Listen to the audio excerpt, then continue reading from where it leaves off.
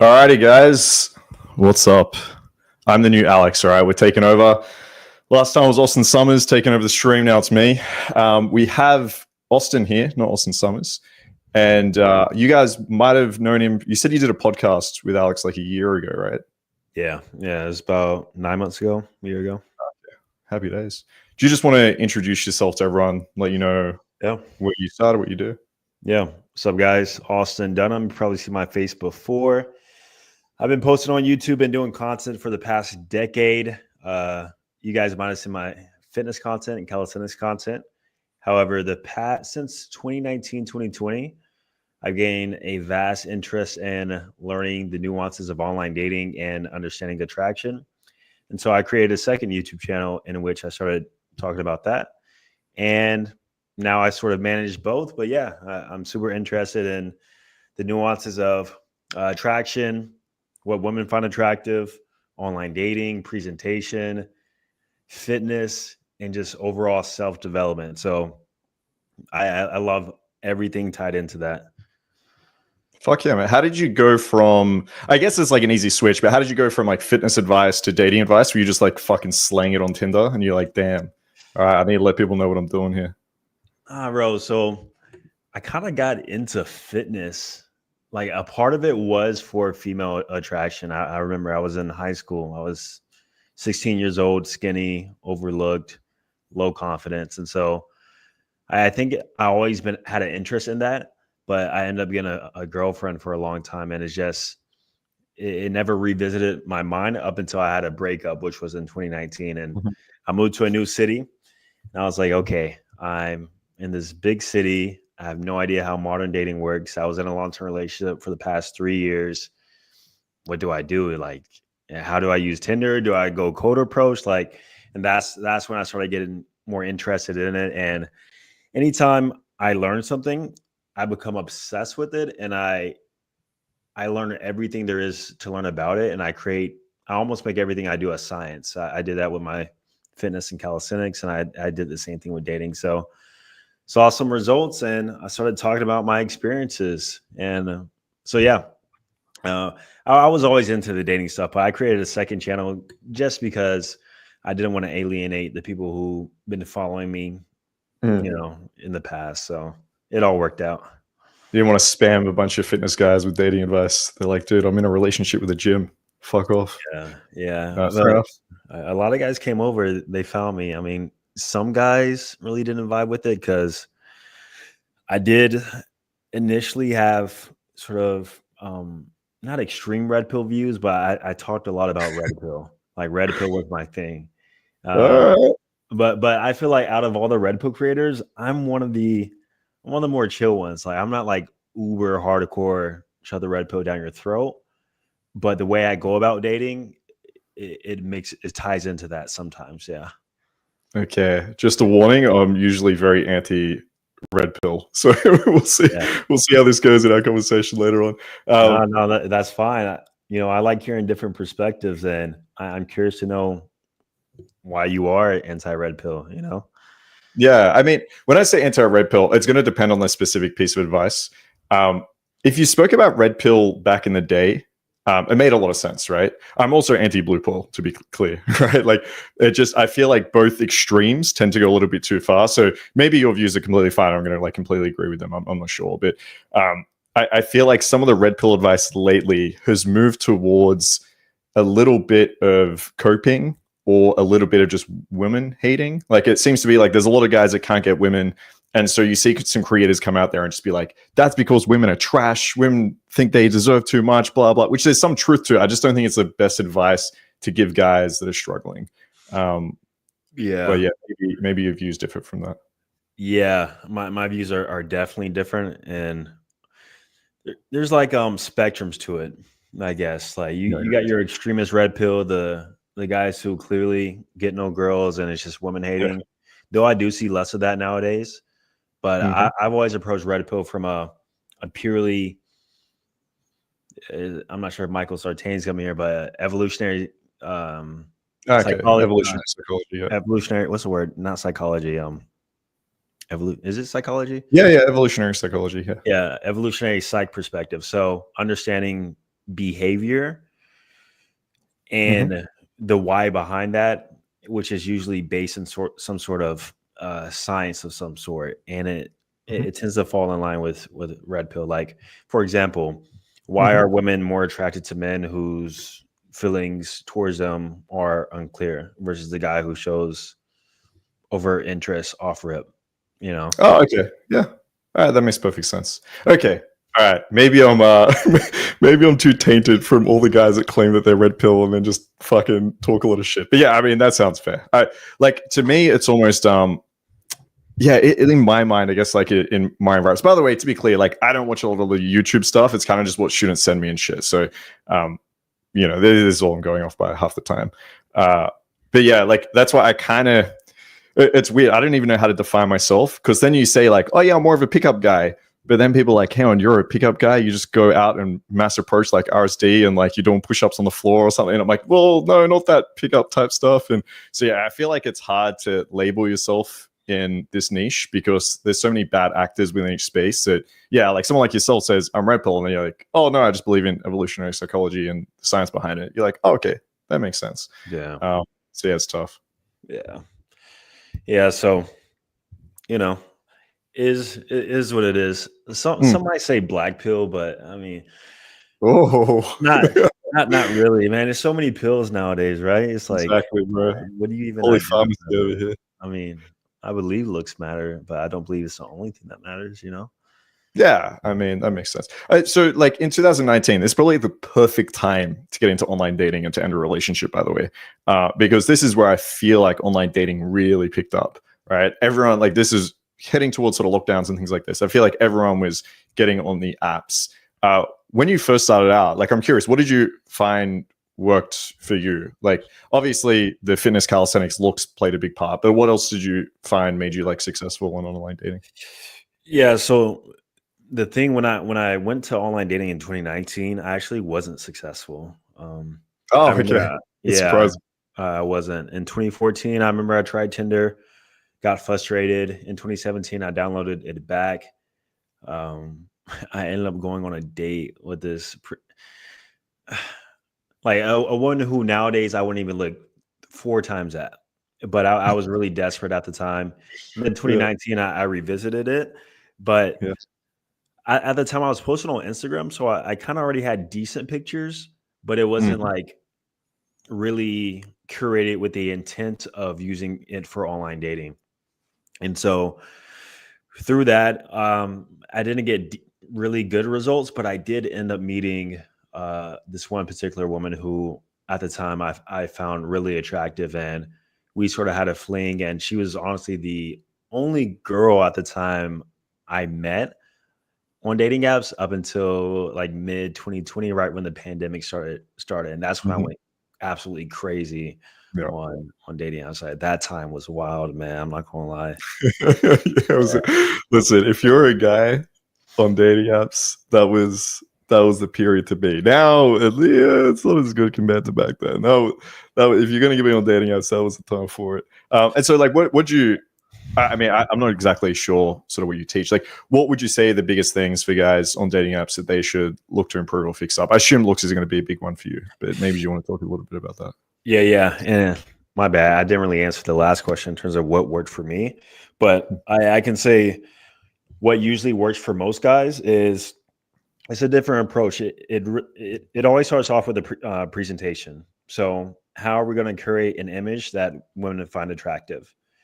And so I created something called points of leverage, in which you need to represent some sort of leverage through your pictures in order for women to be intrigued by it. And so, like I said before, I tend to make everything a science, and so I figure out these points of leverage. It's a combination between your looks, your physique, your sex appeal, your the composition and quality and posing of the image in itself, status showing access to scarce resources, showing style of some sorts. And when I say style, I always say if it can be posted on a GQ cover magazine, then you get that added point of leverage.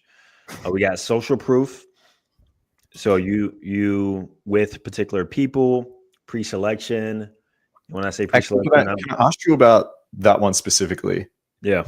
because all of these sound great. I like the thought of, can I go on a magazine? That's a good one. In terms of pre-selection, okay, how do you feel about this? Because I'm always in two minds in terms of filtering out certain goals or like creating a certain perception in your profile. One thing I get worried about with students is if some guys are like pre-selection, they find a photo of like a cute girl they hang out with once, or like their ex, and they, you know, wrapped arm in arm, and they post that up on their Tinder, and I'm like, oh, this looks too relationshipy. It looks too like. So, what would your advice be around if you are thinking about doing social proof or pre-selection? How would you advise guys to do that? Yeah. If you're going to try to leverage pre-selection, it has to be shown in a platonic way. Like it has to be clear that the woman is not in any way connected romantically to you. Now that can be pretty difficult, right? So you have to pose a certain way. They have to be in the picture a certain way. You can't be all hugged up on them. Ideally, you don't want to just you and one particular girl, because that in itself looks like a relationship. You know, if you have multiple women and y'all just look like you're all having a good time, or it's clearly a platonic situation, then that could be in itself leverage. But most guys don't do it the right way. And it's a very rare thing you see too. Most guys aren't going to hire models or have a large group of female friends. I'm sure if Michael was here, he would tell me differently. But yeah, most guys usually aren't using that to their leverage whatsoever. All right, listen. I'll pretend to be Mike, okay? Listen, what you need to do, guys, all right, just get a photo with a bunch of hot girls, pre-selection. That's probably what he'd say. But yeah, I think there's a point here, is that you need, be careful you're not having like a photo just you one-on-one and a girl. If you're going to go pre-selection, if you're going to go hard pre-selection, I'd almost have like a separate account for that. So maybe you do it on Bumble, and every photo you can have girls like up on you, they can be into you, but you're going to realize now you're going to filter out a bunch of girls, and you're going to select for women that are like a little bit more hypersexual, which is fine. You can do that. Otherwise, I like the idea of just like more social proof, I guess you call it, or like a softer form of pre-selection in these Tinder photos. I'm actually curious what Michael would say in terms of Tinder photos in the style that I see on his Instagram, where there's a bunch of girls around. I think the way they do it is typically going to be safe, because it is usually like at an event and they kind of all just like pose together and shit like that. I'd be curious what he has to say in terms of pre-selection, where it's like very, very obvious, and you got like one or two girls like on top of you in Tinder photos. I feel like it can be really good, but it just filters out a lot of girls. Like I used to have profiles where it would be like sex toys laid out. So they ban that shit now. I'd have like texts from girls like saying how much they want me. It would work, but you would filter out a lot. So yeah, you just gotta be careful. Yeah, I don't think it's worth it, honestly. Like maybe one picture at the end of the profile, maybe you could, but if you were to like purely lead with pre-selection and social proof, then I don't think the results will be good, personally. Yeah. What do you think is the biggest thing guys fuck up with? Like if you were to look at profiles, I guess we'll stick to like profiles and bios. Yeah. What do you think is like the biggest mistake these guys are making? So for the bios, talking too much about themselves, and also making it too clear about what they're looking for and what they want. And also, there's so many disqualifiers, adding in too much politics stuff. There's things that don't really position you well. True. Yeah. And then we had a question about that last week. Or maybe I'm thinking about somewhere else, where someone was asking about like politics, like, hey, I've got like a bunch of Trump shit on my Instagram. They might have had it in their Tinder. It's just, again, it's just polarizing, right? You're just going to remove a big portion of girls and shit like that. Yeah. I always say you want to cast your net out to the widest audience possible. And so you got to be as mass appealing as possible. We don't want to niche ourselves down too much. And a lot of guys do that. I mean, with pictures, I think it's pretty common, just mirror pictures, and just really lack of effort when it comes to curating how they present themselves. It's a combination of lack of effort or just pure ignorance. And I work with a lot of guys, and the guys that work with me is usually in a form of ignorance. Like they literally don't know any better. So they just do what they think is right. But then there's the guys that complain that online dating doesn't work or this, that, whatever else. But their effort that they put into the account is subpar. Of course, it's not going to work for you, you know? So. Yeah. For me, like, if you want to get blackpilled a little bit, Tinder's the place to do it, because I feel online, any online dating, because here, if we're going to ask women how much looks play into their decisions, right? We have a lot of studies that look at speed dating, for example. So a bunch of people go on speed dating, then they ask the girls, like, rate these guys on a scale of like 1 to 10 looks beforehand. Then they go on the dates and they look at like the choices they make. And then they also rate them now out of 1 to 10 based on like your experience. And we know there, surprisingly, like when I read these, looks aren't like the number one thing that determine their decisions, right? Now, on the edges, of course, like this guy that's like fucking butt ugly is like a 2 out of 10, then it makes it, you know, obviously a bigger effect size there. But I think if we were to look at Tinder and then we start looking at those choices, I think looks is going to play actually a much bigger role. And that is where if you're not the most attractive guy, you really have to try to emphasize other traits through your photos. Because if you're just like average looking dude, and as you said, you take like a mirror selfie or something, it's like no effort, it looks really bad, your subcoms are horrible, you're looking down, your hands in your pocket or something, you're taking up little space, no girl is going to fucking match with you. No one. Okay, it's just never going to fucking happen. So yeah, I agree here. It's like you have to put a lot of effort into this, the same amount of effort that you would like figuring out what club you're going to go to, like what pickup line you're going to fucking use, how you're going to escalate all that shit. That amount of effort should be going into like the photos you're taking and choosing on which ones you want to use. So yeah, I think a lot of guys just fuck that up. Yeah, exactly. Question for you, like, obviously there's different dating strategies. Do you lean more towards the in real life stuff, or what's your take on that? I usually just like pay girls. I think it's just like easy. No, I'm kidding. There are some guys that go for it, but for me, it's like whatever works, right? You're gonna have some guys that I've had students come to me that look like, well, who are models, right? Incredibly good looking, and their charisma is horrible, right? And I could tell them, hey, go out and do cold approach, right? And if that's what they want to do, cool, I'll help you with that. But it's so much easier to be like, bro, take these photos, put them on Tinder. You're going to have so many girls hitting you up. You can get them straight to your place. Like, this is fucking easy for you. And then I have other students that aren't the best looking, but they're like charismatic. And they're like fun to be around, or, you know, they're really good at being dominant and hypersexual. And it's like, bro, go cold approach. And then I have some students that are a little bit older and just got a bunch of like, how can I throw money at this problem? And it's like, cool, maybe we can set up some social circles shit with you, right? Like, just start fucking throwing events and you have girls that are like, I think all of these kind of playing to each other. Like, the online dating is going to help you with your texting. It's going to help you on dates. The cold approach is going to help you with your charisma. And then the social circle is like a great way to set up a funnel. So yeah, I cover all of them. I tend to cover more cold approach than anything else. That's the thing that I like doing the most. But yeah, in terms of coaching, I think they're all great depending on who you are. Yeah. What's up, Alex? Play to your strengths. Sorry I'm late. What's up, Austin? What's up, man? How you doing? You gotta make me jealous with that gold YouTube button in the background.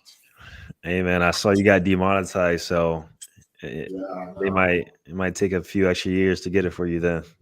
Yeah. You think it's gonna throw me down in the algorithm? Because I feel like so far my videos are doing pretty much the same as they always did. But yeah. I don't know. Yeah, they swear in the letter they're like, oh, don't worry, this will not affect you at all, the algorithm. But I'm having a hard time matching that. Like, why would they prioritize me as much as the channel they can make money off?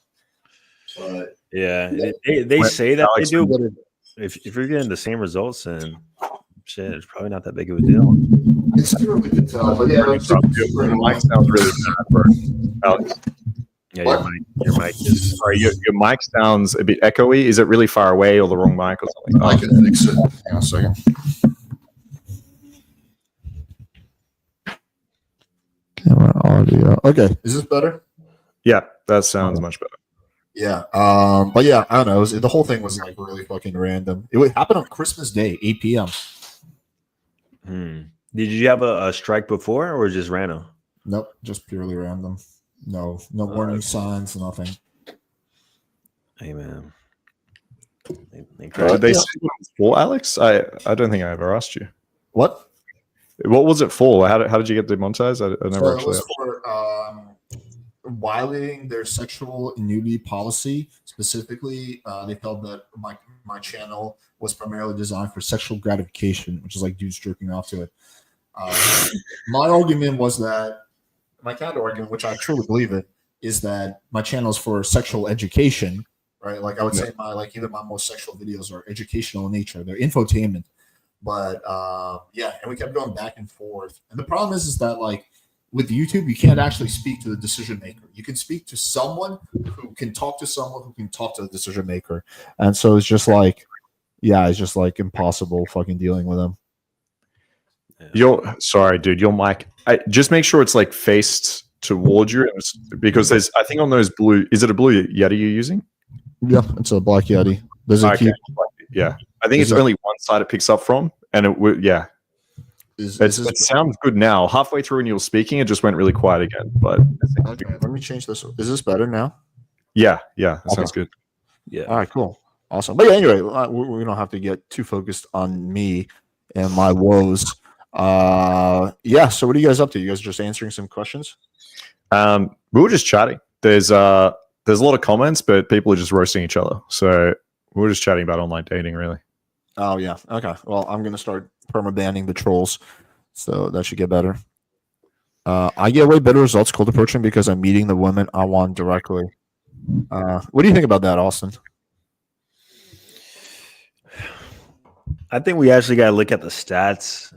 I think guys say they get better results cold approaching, but the results is getting a conversation or getting a number that doesn't lead anywhere. And so if you're generally getting more dates, more lays, hookups, girlfriends, whatever you want, I think that is the result. If you're getting more conversations and more numbers, but it's not leading nowhere, you're actually not getting better results. You're just getting rejected later on down the funnel. So, but I could be wrong. It depends. So many factors, you know. This has kind of always been my thought on like the cold approach versus online thing. I think they both have a different threshold. So like for online dating, the threshold is simply having really good photos. If you have really good photos and you're not autistic, you meet the threshold. I think the cold approach, in order to see like substantial results, threshold is higher because you have to have at least above average social skills. You have to be able to flirt with the girl. You have to be able to escalate. I think it's a little bit harder to reach that threshold. So I think for a lot of guys who are like just like average and they just got good photos, online is probably going to be easier. I personally slept with a lot more girls from online dating than I have from cold approach. But I think that if you go through like the painful process of getting good at cold approach, it's not going to be as efficient, but you can probably meet hotter girls from cold approach on average than you can from online. I don't know. That's kind of, I don't know. What do you think, Marcus? Yeah, no, I agree with that. Like if I look at me personally, I get way hotter girls and way more girls cold approaching, like hands down, like 3 times as much. It's not even a thing. But that's because there's a limit to how good my pitches can be and like how good my texting arguably could be. Whereas a cold approach, as you said, there's a lot more room for growth there. But for the average guy, if we just pulled someone off the street and we're like, okay, we have 2 days to get this guy laid, what are we going to do? Yeah, I just get straight on the apps, right? That's going to be like way easier. You're not going to be able to teach these guys to have above, average, as you said, social skills in like 2 days or some shit. There's other arguments to be had here. I think social circle builds more confidence in you. I think it builds a lot more other skills than like texting would. So when you talk about results, like I agree, like you don't want to jerk off. Like I spoke to a girl, she gave me a fake number, but you can probably jerk off to the fact that like, hey, I can go approach girls now. I feel more confident. I have a better ability to like build attraction. So I think that's important too. But yeah, whenever these like conversations come, just do both, right? Why not just jump on the apps, work that, and then go out and cold approach, right? Yeah, I agree with that. Yeah. Good photos equals good looking. This is a common, I guess, idea that exists. And while it is obviously easier to get better photos when you're good looking, I have plenty of clients in my mastermind group who are good looking, like 7s, 8s, 8.5s, who are not getting results because their photos suck. And I know plenty of Indian dudes who are like 5'7", maybe they're 5.5 looking, but they got really dope photos where they look like 6.5 or so. and they're getting better results than those good-looking guys who have shit photos. So it is a lot easier if you're good looking. Like if you're like a midget missing an arm, yeah, like no amount of good photography is going to get you like quality results. But if you're like an average guy and you get really good photos, like really good photos, I guarantee you'll get better results than an above average guy with shit photos. And we've actually done this experiment. You guys can see it. We did an experiment against Hugh versus Indian P. We got the quote unquote Chad to have just like shitty selfies, and we got the bald Indian guy to have professional photos, and the bald Indian guy did 3 times better, right? You know, people kind of question the methodology and like, oh, but those girls just were sugar babes, whatever. But the point is that like, yeah, like photography is separate from just your looks, and just being good looking is not enough. You need really good photos. Where do you stand on this, Austin? No, yeah, I've heard that quite a bit. You know, step 1, be handsome. Step 2, don't be handsome, sort of deal. So I've heard that, but when we say good photos, we're purely talking about the quality, the lighting, the composition, the style, and how you present yourself. Obviously, if you're more attractive, you know, the photo might look better, but technically you can be ugly with good photos. You know, it's all about the way it comes off. And regardless, a person who's a 4 out of 10 or even a 3 out of 10, if they have good photos, that's going to make them look maybe half a point to a point more attractive than not. So even if you aren't good looking, it's in your best interest to have good photos, because why wouldn't you? Yeah, the way I look at it. Oh, sorry. Go ahead. No, I just wanted to add that because I think this is a good point. You're showing more in your photos than just your looks. So I agree. You're probably like plus minus a point, depending whether you have like good lighting and that. But also your behaviors or like other attributes can be shown in these photos. So one photo that worked the best for me was me speaking in front of an audience, right? I was just standing there with a mic. Now, I didn't look the greatest. I didn't have the best fashion back then or whatever, but just me standing in front of an audience speaking, I just had so much like a little bit of status or authority there that was actually my best performing photo. So there's, you know, you can do this. If you have really good lifestyle, you can show this off. If you're super athletic, you can show this off. So I think there's like other things you can do here. I get the point. Obviously, better looking guys, if everything else is equal, are going to do better on Tinder. But there's so many other variables you have control over, and you should take advantage of them. Yeah. The way I always looked at it is there's 2 components to a good photo. The first is how good you look in the photo. And as Austin said, a lot of that is lighting and angles. You can take 2 photos side by side, right? Like within 30 seconds of each other. And then one of them you can look like a 6, another one you can look like a 7.5. That's totally I've done those videos where I compare them side by side just by changing the angle and changing the lighting a little bit, right? Or changing your facial expression, whatever. So yeah, with good photography, you can. Like if you're a 6, you can look like a 7 with really good photography, and then with FaceApp, you can get to like a 7.5, right? Which I think is good. You want to be like a 1.5 above what you look like in real life. You don't really want to go above, I think, a 1.5. And then the second factor, though, which has not been mentioned, is how natural the photo looks. You can take a good-looking guy with good angles and good lighting, and it's just all a bunch of like photos that are in a studio that look like very professional, but that guy won't get good results because you need photos that look like you're doing cool shit. That it looks like you have a life. So yeah, that's the other factor.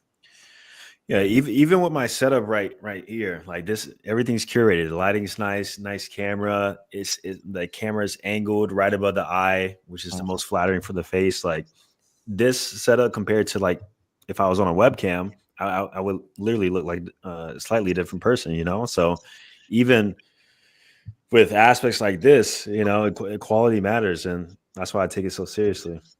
Have you ever heard of a true mirror? Of a who? True mirror. Yeah. So it's an interesting concept I learned about, but apparently we never get to really see what we look like accurately because when other people look at us, we're 3D versus when we look at ourselves, we're 2D, or photos of us, we're 2D. So a true mirror actually gives you like a 3D version of yourself. Yeah. Yeah, we've never seen our actual self because we can only see ourselves through reflections, and a true mirror flips it. Yeah. It's something interesting I learned about. But anyway, Marcus, can you help someone with me getting a lot of numbers, but they're always flaky from night game? Like most of the girls from night game don't reply the next day. About 90%. Okay, 90% flake rate. Something is off. Yeah. Okay. Listen, I've got a method. It drops your flake rate to 0%. Okay. And this works with every fucking guy. I don't care who the fuck you are. Okay. Don't ask for her number. All right. She will never fucking flake on you. It will never happen. Night game, you should just focus on, all right, I'm going to pull this goal or nothing's going to fucking happen. That should be your mentality going in. A lot of times I see guys going to night game and they chat to the girl for a few minutes. They're like, oh, I need to go to my friend. They're like, oh, let me grab your number. The girl's like, okay. And if we were to interview that girl in the moment, she would probably say like, ah, yeah, whatever. I'm just like giving it to him. I'm probably not going to speak to him. Sometimes you might even get girls that are like, he seems really cool. I kind of like him. Like, yeah, maybe we'll hang out sometime. The problem is there's so much that happens in that night, especially if girls are getting like tipsy and shit. The next day, a lot of those emotions just fade away. And they're like, I met like 20 guys last night. She's not going to remember that one dude that spoke to you for 5 minutes. So instead, right, burn the boats a little bit. Just get used to like taking this as far as you can. So don't get happy with, I think the girl's into me. You should be happy when you're thinking, this girl, if there was no one here, would get down on her knees for me right now. That's the level you need. So you need to push your expectations or your limit here a little bit further, build way more attraction. And sure, now if it gets to the end of the night, the girl can't come home and like maybe she's got work in the morning or her friends are taking her away. That's when you get the number, right? When you're pretty confident you have a lot of attraction here. If you're not at that point, stop doing it because it's like this little self-validation in your head where you're like, I got a number, I think it's good, and it just leads to nothing. This will force you to stay in. It will force you when she says, I need to go with my friends to follow her or lead her.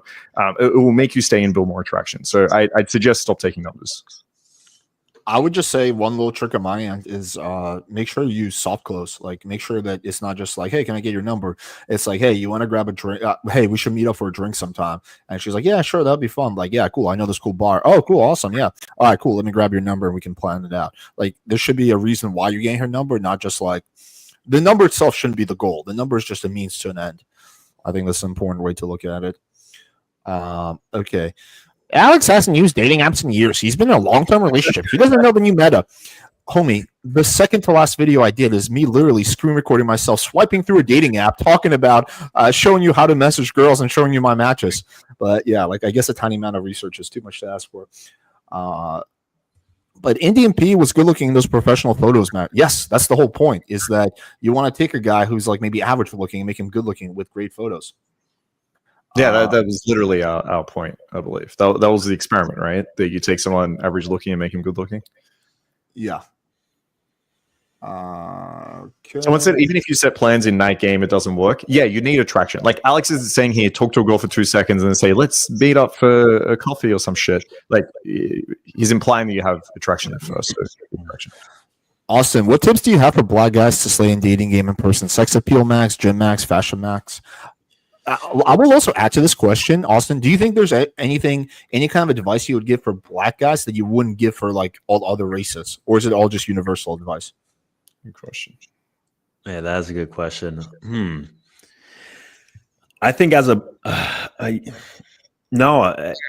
all pretty universal, but I would say it's even more important as a black guy to be in shape. Yeah, that would be the only caveat there. Like, I don't think you can be black and like overweight or out of shape to any degree. Like, obviously there's a stereotype behind that, but you gotta fit into that stereotype, honestly. So that's the only thing, and obviously that's pretty universal. Sex appeal, gym max, yeah, all the same stuff. It doesn't matter. I will also say, as a black guy too, when it comes to hairstyles, you don't want to niche yourself down too much. If you tend to have a preference for white women, Latinas, and you don't just want black women. So dreads, really quote unquote Afrocentric hairstyles of any degree tend to niche you down, and you will find that you will attract more of a niche demographic because of that.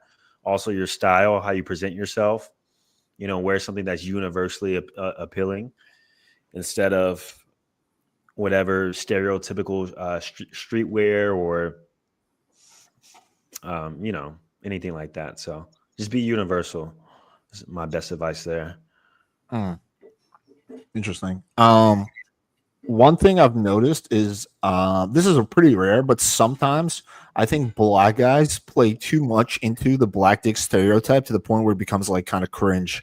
Like I've seen this a few times. Like I think it's good. If I was black, I would definitely play into that. But I think guys can be too. You need to be kind of subtle about it. I think guys can be too just explicit about it. Be like, you know, like literally the girl's like, "Hey, how's your day going? Pretty good." You know, black guys have big dicks. She's like, "Yeah, I've heard that before." Yeah, and I'm no different. So I have a big dick. So I'm gonna fuck you with my big dick. Yeah. Like so yeah, you can play into that, I think, but just be like a little bit more low key about it. Like I think she already has that idea in the back of her head, and you can just be very, very like implicit about it. Don't be like too obvious. Don't write hashtag BBC gang in your Instagram bio. Yeah. All right, let's see. What else do we have? Austin, if your game is strong enough from cold approaching, then you don't gotta go on dates, but you might take longer to smash as a result. Austin, if your game is strong enough, then you don't gotta go in. What does that even mean? If you, I don't understand what it means, honestly. I just put it up. If I don't gotta go on dates, then I should smash faster. What do you mean? Oh, is he saying that if you cold approach, you can just pull right away? So sometimes it takes gotta be it. Yeah. Yeah. It would, if anything, it would take shorter to smash. Yeah, because I think that is the point he's trying to make, but it was just grammatically off. Yeah, True Prodigy, just re-ask the question because we're a bit confused. Austin, what do you learn from the bald bumble experiment? Some guys in the black pill think if you're bald, it's over. So if you have a nice face, good photos, etc., being bald really doesn't affect the match volume, but it affects the match quality. Like, once again, the hairstyle, the way you present yourself. I attracted a different type of woman through that experiment in which when I had my hair, it wasn't the same type of woman I was attracting. So I find that older women tend to like bald guys a little bit more versus like a 22-year-old or 23-year-old, obviously. And that was pretty much the biggest difference I noticed. It was more older women and more black women. Yeah. So I don't think it's over if you're bald, but it's definitely more of a downside than it is a benefit whatsoever. So it's all over to me soon. Yeah. I think if you're bald, it's most important to be jacked if you're bald. Like every bald guy that gets good results is jacked. And have a beard of some sort. Yes, and have a beard, exactly. Beard, jack, yeah. And you can. I think you can feed into that like very dominant masculine stereotype if you're bald. Now, obviously, I'm not sitting here and saying everyone shave your head because it's good for you. But if you are bald, like take advantage of it, right? Yeah, get a little bit jacked, grow a beard, having your fucking bio that you're dominant, right? Like feed into that more masculine stereotype. You'll find some more submissive girls. Yeah. Yeah. I think also that if you're gonna be, what was I gonna say about being bald and being jacked? Yeah. I was gonna say, funny enough, I also did a bald experiment on Tinder where I face tapped myself to be bald. I did fine, not as good as I do with like my regular photos, but I did pretty decently. Like I was getting definitely enough volume to make shit work. Marcus, can I get some clarity on your position on time wasters, attention seekers? What % of girls in night game do you think are just there for validation? I think it's 80%. Oh, I don't. What? No way, bro. Jesus Christ. Okay, I'll probably answer this question in two ways, I guess. If you're an average guy at the club that isn't attractive, and you go like speak to girls in an unattractive way, then probably more than 80% are going to be perceived as time wasters. So I could go up to girls, even myself with a half decent opener, and some girls will get into like trolley mode or what you'd consider like time wasting mode. They might like ask you for a drink, or they'll sit there and be like, oh, me and my friend are together. This is my girlfriend. And they'll have some fun with that. Or maybe they'll sit there and get some compliments off you and then bounce, right? So you'll attract time wasters if you're not attractive. But if you take someone that is, just imagine like 10 out of 10 fucking jacked, like celebrity status or some shit, some super attractive guy, how many women do you think are going to be time wasters? Almost 0%, right? All these girls are going to show a lot of attraction and they're going to want to like get with this guy. So the way I see this is not, are these girls inherently time wasters? It's, are my actions leading them towards what is perceived as being a time waster? So when I go in there and the girl's like, this is my girlfriend, I can take her out of that mode, right? And the way I'm going to do that is like, oh, that's amazing. Like, how long have you and your girlfriend been together? And they're laughing, thinking this guy's a fucking idiot. They're like, oh, yeah, 2 years. I'm like, oh, you guys meet on Tinder? And they look at each other. They start laughing. They're like, yeah, we met on Tinder. Hey, can I be honest with you guys? They're like, yeah. I'm like, you can do way better than her. Jesus. Like, you should find another girl. And they will be like, what the fuck? You just said like I'm not hot enough for like my... And then obviously I'm like, look, I'm fucking with you guys. I know you bullshitting. And it switches the dynamic, right? They have some respect for you now. You can actually build on that and they're not going to be time wasters. Or you can, traditional methods like DHV, build attraction, whatever, like blah, blah. But if you do that, they're not going to be time wasters. And you can find this out fairly early on. So you're asking the wrong question. The question should be, how do I change my approach so that more women take me seriously? That should be the question. I think 0% of women are time wasters. Yeah, I think that the concept of time wasters doesn't apply to cold approach or bars. It applies only to online dating apps. Girls go out for usually one or multiple reasons. They go out. So some girls go out just simply because they're horny and they want to meet someone, right? That happens. Some girls go out because they want to meet someone, but they're not really horny. They're just hoping that a guy comes up to them they can have a relationship with. Some girls go out to just because they're lonely and they want to have a drink. Those three categories are probably the easiest categories to seduce. Some girls go out to hang out with their friends. That's the most common. Some girls go out to just de-stress or listen to music, right? There's a multiple reasons, but girls don't go out just to like, oh, I'm going to go out just to like fuck with guys. It's not, I'm sure it's happened, but it's not common. So girls can come in different categories. Some girls have a boyfriend, right? So they may seem like a time wasters, but in reality, their just goals are different than yours. Your goal is to have sex with her. Her goal is to stay loyal, right? Sometimes the girls have a boyfriend, they'll sleep with you, right? Also, there's so many of these like different reasons why girls go out. And some of them are going to be a lot easier to pull than others. But really, the concept of time wasters just primarily applies to dating apps. Yeah. I would say I've been in a situation where I was out with this one girl and her friends. I can't remember if they had a boyfriend or not. I don't think so. But in downtown Orlando, it's pretty much like a bar strip club scene, almost like 6th Street in Austin, Texas. And I remember it was 2 or 3 of them. They would purposely walk around, and it was for the intent of let's get some attention as their words. Let's walk around and get some attention. So I did find that interesting in the moment. It didn't really surprise me, but it really depends, right? But I have seen women walk around purely for the sake of just attention and getting eyeballs on them. Yeah, that's true. But I think that even some of these attention girls can be, if a guy comes along who looks good, he has the right game, and he's able to strategically deny them validation, that sometimes you can bang those girls too. I feel like these girls are often easier to build attraction with because all you have to do is remove the validation. So I agree. I see a lot of these girls, like I call them the makeout girls. Like they go up to a guy in the club, they talk to him for 2 minutes, they make out with him, and then they bounce to the next guy, they make out.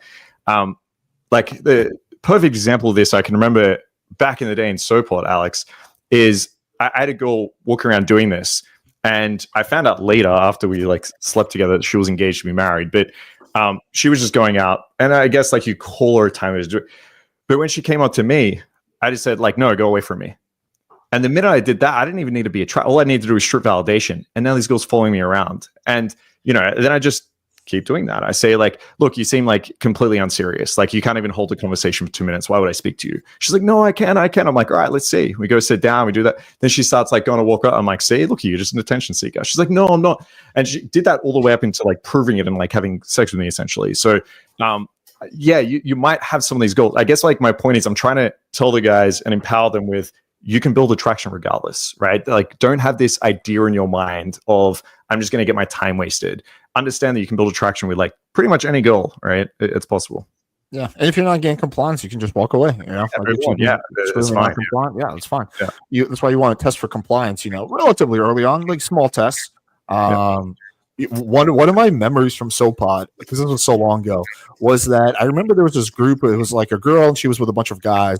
And I tried talking to her, and the guys were like very aggressively cock blocking. It's a bit of a change of pace from America, because in America, or at least in like California where I live, no one fights. Like people, I mean, it does happen, but generally speaking, people like usually resolve things diplomatically. Poland is not like that. Like guys will just fight for no fucking reason at all. And so the guys were getting like really fucking aggressive just because I was talking to this girl, like getting in my face, and I was like, oh fuck, all right, the fight is about to begin. So whatever, I'm not gonna fight these 5 Polish guys in a country that, you know, where I'm a visitor or whatever. So I backed off. And then I saw you like maybe 2 minutes later go in, and I was like, ooh, should I tell him that like this is good? But then somehow, I don't know how you did it, but I think you did like the gay guy routine where you somehow disarmed the guys. And then within 2 minutes, I saw you isolating the girl, and I was like, "Motherfucker, how the fuck did he do that?"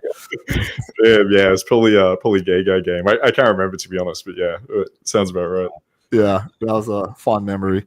What's up, Lloyd? Have you met Austin Dunham before? I have not personally. Obviously, I've seen your stuff. Yeah, man, you put up some great content, dude. Great to meet you. Appreciate it, man. You too. Cool. Thanks. Cool. Sorry for coming in late, you guys. I got the time zone all mixed up. I thought it was 7:30 my time. I'm in Central, so it's all good. It's all good, buddy. Okay, this is a question that I think we're gonna have some fun with. Smoke show in the club. What opener is least likely to get shut down right away? The whole question, the premise this question is coming from, is very, very bad. Smoke show in the club, implying that you should do something different for the really hot girl compared to like the other girls. And then you look at it, it's not which opener is most likely to work, it's which opener is least likely to get shut down right away. So it's not even to get shut down, it's to get shut down right away. It's like you're expecting rejection, but you just want to delay that rejection.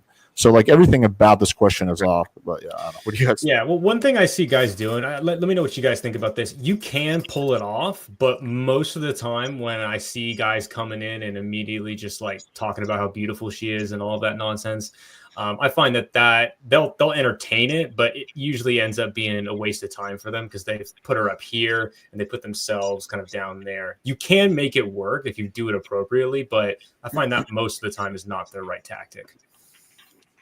What do you guys think? Yeah, I think I do treat women differently based on how much compliance I think I'm going to get from her. And looks is a component to that, but not all the time. So what I notice is it's usually a function of how often they get open or how much attention they get, and also like self-esteem and some other small factors. But for example, like when I was in Tampa, day game, my students would almost never get they could say anything and girls would just sit there and be receptive. It was insane. And it's because no one opened in Tampa in like the mall there. There was no one getting nothing. It was these girls were open for the first time ever during the day. Then at night, it was like a fucking college bar or some shit. These girls get massive parties, just a bunch of drunk dudes. And even the ugliest fuck girls, all right, are being super bratty, rejecting all the guys, all this bullshit. So it's not always looks being the function here. It's usually about how much attention they get. But if I see a girl getting a lot of attention, getting opened a lot, I'm just going to adjust my open here to be, as Lloyd said, like way more indirect. I don't want to give away like that decision right away. Like, hey, do you want to talk to me? Yes or no? I want to wait for that until she gets to know me a little bit more. So typically the open I do here is just speak to the friends, right? I just go up to the friends. It can be something fucking, hey, you guys seem super friendly, right? If you say that, most girls are going to be receptive. Chat to the friends and get introduction to the hot girl or ignore her a little bit. That's typically going to work the best. Are you like, do you hit on the friends or like try and win them over first and then try and get the girl that you want? Or do you just more go for the girl that you want? I never hit on the friends. The problem is some guys do that. They'll build attraction and start flirting with one of the girls and then try to switch to the other girls. A lot of girls will do the girl code shit where they're like, fuck this, I'm not going to ruin it for you. You're not going to ruin it for me. Or they get jealous and like cock block each other. So usually it just fucks up the situation. I want to win them over. I'm not a fan of that. Yeah, I want to win them over in a platonic sense. So usually I'm just like very friendly. And then the way I show attraction to the girl I'm interested in is just treating her differently. So usually I'm going to challenge her a little bit more. I'm going to give her a bit more shit. There's going to be like a playful, flirtatious vibe. And then later on, you can start showing like actual intent. That's typically how I run it. Yeah. What do you do, Austin? And do you approach women a lot? I don't think I've seen a lot of content about approaching on your channel. Yeah, I mean, I've had my fair share. I've done it, but definitely not my preference nor my preferred skill set. I've mastered the online game. It just worked the best for me. you know, and of course I've met women through code approach, mostly in Mhm. a night environment, but I really haven't sat down and analyzed and figured out best this, best that. I really don't even talk about that much. I did it Yeah, for yeah, yeah. I content. didn't see a whole lot of it on your channel, so I was wondering if maybe if you were anti like approaching and you were just like, hey, you do use the Instagram or the online stuff, or if you're like you can approach if you want to. I didn't know what your stance was on it. Yeah, it's more like a tool set. Uh, Going back to what we said earlier, you weren't here, but I think guys should lean more to whatever their strength is and Mhm. where their leverage is at. I do believe approaching works best in my experience in social environments, be it day or night. Right. Like pure day game on the street, mall, gas station code approach. I personally have never liked. Yeah. I just don't. You know, like showing up to the 76 and picking up chicks, dude. Come on, man. Nah. That's where all the baddies are at. Austin, you know what's funny is you mastered like every optimization and cheat code when it comes to online dating, except one of the biggest ones. Do you know what it is? No, what is it? Having a cute dog. You can leverage your dog so much with online. Yeah, no pets yet. Next year, maybe. That's a fucking cheat code, bro. You put so much things you can do with that. Just putting a photo of your dog just makes you seem like way more relatable. And then you can like sometimes like girls will ask me, "What are you doing?" And I'll send a cute photo of my dog, and I'll say, "Hanging out with this guy." I'll be like, "Oh, he's so cute." I'll be like, "Yeah, thanks." He says he's excited to meet you. I can do like if a girl's like, "Oh, I'm not comfortable coming straight over," I'm like, "Oh, it's okay. We can just take my puppy for a walk around the block," and then they just wind up coming over anyway. So there's so much shit you could do with a dog. No, that's so true. I'm finding the lowest resistance thing right now for online. First of all, Raya is pretty cool. I don't know if you guys want to talk about Raya at all. They don't actually like people talking about Raya. Yeah, I know they banned me for that. They actually ban you for that, so we might not want to talk about it here if you guys want to stay on it. But I think Instagram's doing real well. A lot of my clients are doing really well on there, and it's not hard to build a good one, in my opinion. What do you guys think about Instagram? I think it's cool, but I think it's got to be harder than to build a Tinder profile. I mean, you need like at least 25 good photos, right? I have guys getting success with women that only have like 6 photos up there. It just Really? you fill 2 rows of like 3 and 3. If they're good photos and you post on your stories consistently, like that's enough. Maybe, yeah. If you're posting on your stories consistently, that could be the exception then.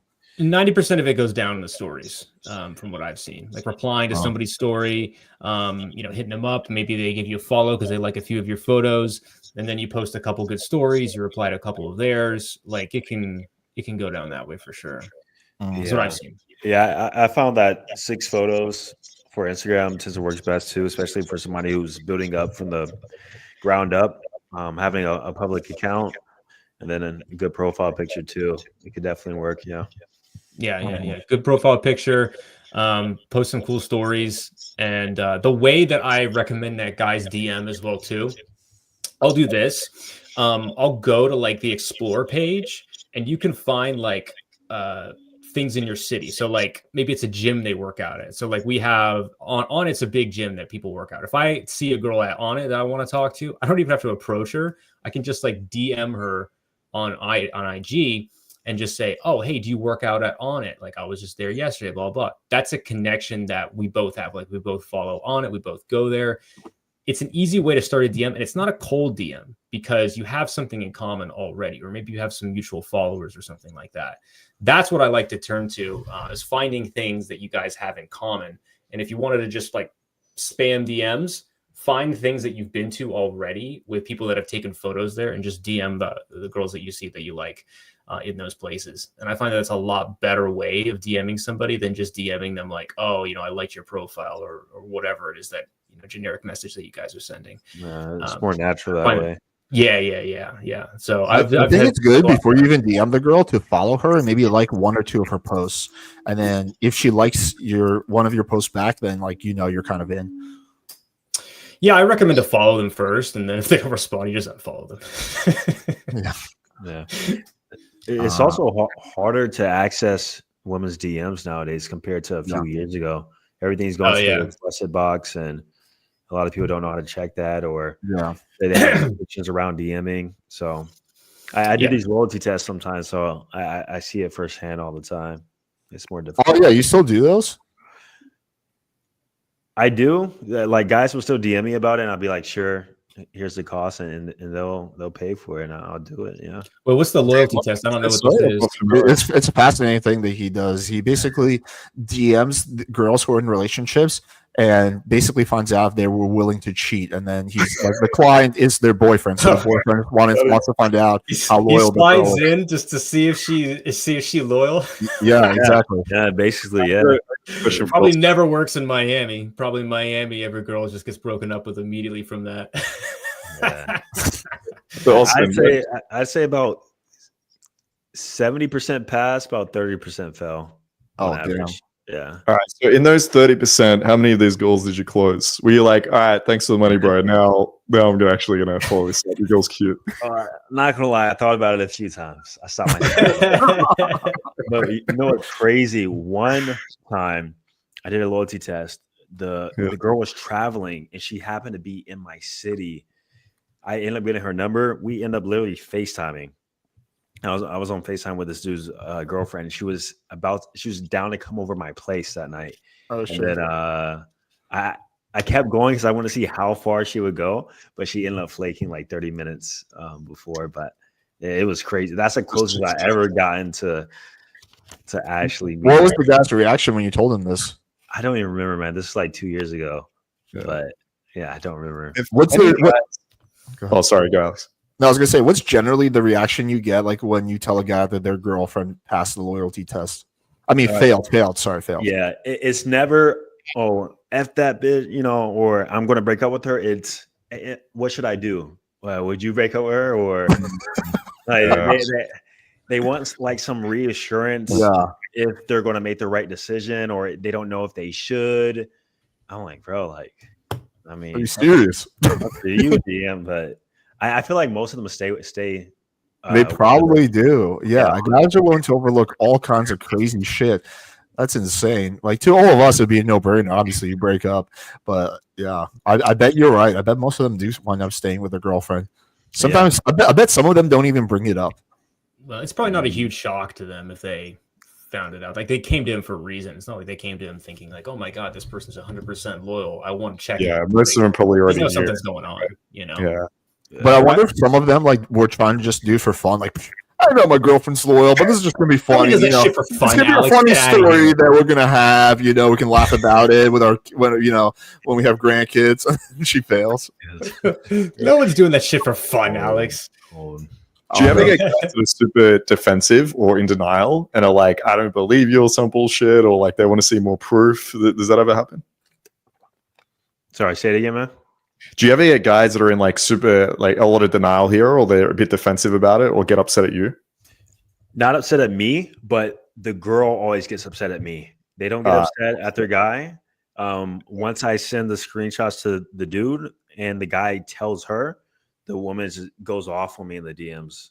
Goes off. I have to block him. So zero accountability. Zero. It's like, you piece of shit. Why are you trying to break up our relationship? I love him so much. I'm like, that's hilarious. Oh my god. I would honestly screenshot those and post those as stories, like daily accountability fail or something like that. I have like a whole series where I just post those. Yeah. I mean, I think if a guy's going through problems, I think that's an interesting test. I would never recommend it to any of my clients. Be like, hey, let's do this loyalty test. If she responds, I think there's other ways that you could figure it out too. Through less.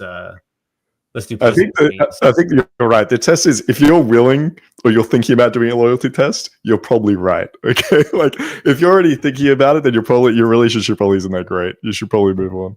Well, I mean, he did say 70% of girls pass, so. Yeah, I mean, if 70% of them pass, that's good. But like, what if she finds out later that he did that? Like, it's not going to be a pleasant conversation. She's probably going to be mad at him.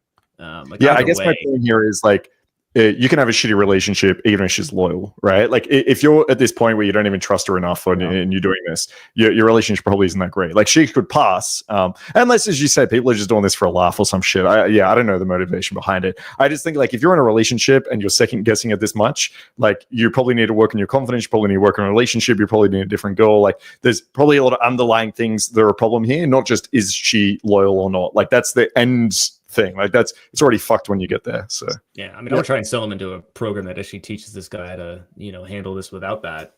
That would be what I would do. One easy thing you can do is just randomly when she's been on the phone, like just say, "Hey, can I see your phone for a second?" And if there's like a girlfriend who doesn't have anything to hide, be like, "Yeah, sure, here you go." Right? But if she's like, why? Then yeah, probably something shady's going on. Yeah, I never look at my girl's phone or any, like I never look, but I have fucked around before and just like asked, but I never actually look. You guys want to answer this question? Austin, Yeah. do you think height over 6'2" and being jacked can make up for a 4 to 5 face rating? The black pill says face is everything. What do you think? Probably the problem is caring about what the black pill says. Of course, being taller and being jacked can help you a lot. Okay, but yeah, go ahead, Austin. Yeah, like think of the alternative. If you were 5'5" and fat, I mean, obviously that's going to give you a little bit more points here. It's better than not being it. So it depends. More often than not, yes, I would say yes. You might as well at this point in time. And 4 to 5, what is that? About average. So yeah. Whatever. I think 4 to 5. Yeah, I would think that's like a not good looking face. That's what I thought when I read it. But the problem is people consider 7 the average a lot of time when they're doing ratings. Like black pill are very specific, like 4 to 5, they're talking about percentiles. So I assume this person meant like okay. Yeah. Well, the black pill rating system is even based out of an 8. So a 5 in the black pill rating system would be like a 6.5 in a normal human being rating. Huh. Yeah. Fuck, do some crazy shit. That's the what they call it, the PSL scale. Yeah, that is like some real black pill terminology. Have you guys ever heard of that? We got to go deep for that one. I think that being 6'2" and jacked, I've seen some guys who are not good looking at all facially do pretty well, especially in like really crowded, like bar nightclub environments. I think women gravitate towards larger men in those environments because it's they feel a little unsafe. And I think there's some evolutionary reason why women are going to gravitate towards the bigger guys in those areas. Because if they get with them, then they are protected by, a guy who could, foreseeably fuck up most of the people in the room. So I think it kind of makes sense in those environments. But I think outside, I've noticed a lot of those guys tend to have trouble like later on in the relationship. Yeah. Neither me or Austin live in Burkle. I live in Edgewater, which is 15 minutes away, but Austin lives in a different city, which is like 3.5 hours away. Yeah, I live in Orlando. Alex, has Miami like ruined you, Alex, or like do you think it's made you a better person? What do you think? I don't think it's affected me in any one way or another. I think the things I do on my own have hopefully made me a better person, but I don't think Miami's like affected me like that. Like, where were you before? I was in Austin for about 4 months, and then before that, LA for 6 years. You're in LA for 6 years. Okay. Yeah, so I've lived in like the main cities. Interesting. Okay. Do you find, Alex, just on that point, because I haven't been in Miami for long. We've done boot camps and stuff there. What is your perception of the average girl? Like, do you feel it is the case that every single girl there is like super sugar baby, like doesn't care about anything? No, not at all. There are those girls, and you do see them walking around. It's pretty obvious to tell who they are, chiefly because they'll be accompanied by an 80-year-old fucking paraplegic. Even if they're alone, you can kind of tell. But the vast majority of girls they're not sugar babies. They're just normal girls who have normal jobs, living normal lives. Like, there's a small subsect of those sugar babies, and you do see them often. And if there's certain bars you can go to where you can see a high concentration of them, but just walking around the street in the busy area, no, like mostly it'll be normal girls. Because that's what I felt like when we did boot camp there. Like we rarely ran into any, and even like the one girl that I was seeing there, that she's like, yeah, my ex, he played on the Miami basketball team, Heat or whatever it's called. Heat. And because she's like, yeah, my ex, we could never go out anywhere, everyone knew him and blah blah. And even she was just like super chill and nice. And yeah, I just didn't get I think you're right. There's probably like areas you have to go to see it a lot. But sometimes I see online everyone talking about like, oh, Miami every go, and I'm like, I just didn't see that. But yeah, maybe it's like I don't think there's a lot of like. I think the sugar baby thing is overplayed in Miami, but I think there's a big going out culture where people are going out a lot, like all the time, and like trying to be seen. I think that can play into it a lot. People, I think, party. People party in Miami, but it's again, it's like it wouldn't be any different than a city like Boston. People party a lot in Boston too. That's Yeah, people party in Boston and they're ugly and they get in fights. Yeah, no fights, and people are better looking in Miami. But yeah, it's mostly like normal people. I think the people who like say, "Oh, it's all sugar babies," are the people who don't actually like go out. Like people who just watch like or live in Miami. Yeah, people who just watch like podcasts and shit, but don't really like experience. Yeah. Like, yeah, Cool. I love Miami, by the way. yeah, it's cool. It's a pretty good place. Austin, why do you live in Orlando? Why haven't you moved to Miami? Just out of curiosity. You know, every time I meet somebody in person, they always say the same thing. So when I graduated college in 2019, I already knew people in Orlando, and Miami just wasn't somewhere to move at that point in time. And I just kind of got comfortable and built a setup here. But I'm actually moving to Tampa in June. And I really don't want to move to Miami until I'm like a decamillionaire minimum. I just feel that way. Maybe it's my perception of seeing Wes Watson every day and his Bugatti and all these different people and flexing. And I don't want to dive into. Well, he's gonna be seeing the inside of a jail cell pretty soon. So I don't know if you're gonna run into him too much. What happened to him? It's a weird story. So he was okay, I have to give some backstory. So basically for a while, like whenever people would shit on him, his response was, pull up, I work out at this gym, it's called Anatomy. It's actually a famous gym in Miami, pretty pricey. I've been there. Pull up to this gym, I'm always there this time. And then he kept doing that. When people would like shit on him or DM him, he'd be like, pull up. And this dude does pull up. He's like this pretty big dude, bigger than Wes. And so he does start the fight, but then Wes Watson just like uses a weapon and then kicks him when he's down. And then this dude's already like passed out and he like football kicks him. So crossing over from self-defense into like assault. So yeah, he's been charged with, I believe, assault, if not maybe even assault with a deadly weapon, because he had like a fucking some metal in a bag and like zoomed him in the face. But the dude got fucked up pretty badly. And like, yeah, obviously that dude like kind of deserves it. But then Wes Watson went like above and beyond. Like when that dude was no longer a threat to him, he kept attacking him basically. He was beating. The story does not surprise me. What'd you say? The story doesn't surprise me at all. Yeah. All right, Alex, big fan. Jason from Vegas. How many approaches would you say you should do a week in order to get good at it? I think that if you do 10 approaches, 4 or 5 days a week, you'll probably get good at some point. But you also need to be like, if you keep doing the wrong thing, then you're not going to get good. You need feedback, so you need to be going in the right direction. Yeah. So for me in approaching, mine's kind of like an in-between of what like maybe Austin was talking about and maybe what some of like Michael Sartain talks about and what you guys talk about, which is that approaching, I feel if you go up and walk up to a bunch of women and you're like, hey, will you go on a date with me? I think you're very attractive or something like that. I think that approaching is largely a waste of time. I think it's better to approach and invite them to something. Like I'm trying to build my social circle when I approach. I'm trying to invite them to an event that I'm having. So like when I was living in my mansion with 3 other entrepreneurs, we would always have like a party like every couple months or something like that. So if I met someone, we would just invite them to the party. It was super easy. Now I got her phone number. Now she's kind of like in my in the orbit that I have. And I think it's better to do that bringing up an event or something. I think going directly for the date is not as beneficial. And you see guys like Dan Bilzerian talk about this, where Dan was like, I could walk up to 100 women, try and get them to sleep with me, and maybe like 1 or 2 of them would sleep with me. But if I approach like 5 women, I could get them to come to a fun event that I was doing, whether it was like, jet skiing, shooting guns, a party, and most of them would show up. And then I could talk to them there. And he had a much higher success rate by doing that and a lot less rejections. So I actually encourage guys to like build something that they can bring these women into. Some people call it a funnel. Some people call it like that. I just prefer to call it like your social circle or ecosystem.